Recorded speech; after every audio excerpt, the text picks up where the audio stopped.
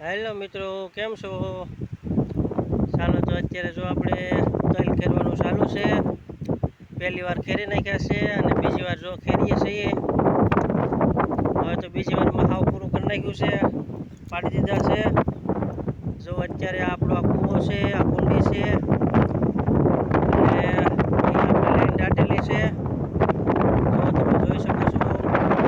Hello મિત્રો, જલ્દી like કરો, શેર કરો, કોમેન્ટ કરો. જો મિત્રો તમે જોઈ શકો છો, જો આ વાડી રાખેલી છે જોરુભાઈ,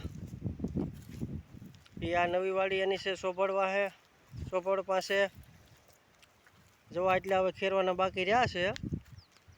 જો મિત્રો તમે લાઈવ જોઈ શકો છો, 4 હાર ખેરી છે, 2 હાર હજી ઊભી છે.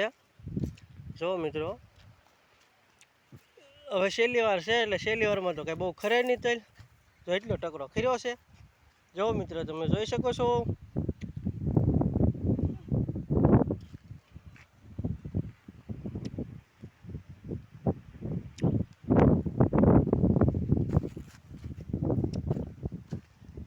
જો આ હંધું ખેરવાનું ચાલુ છે, તો કોમેન્ટમાં તમે જણાવજો કે તલ કેટલા જણાએ કર્યા છે, કેટલો તલનો ઉતારો છે.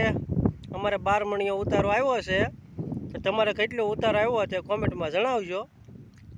3 વીઘાના હતા, અમારે 35-36 મણ થયા છે.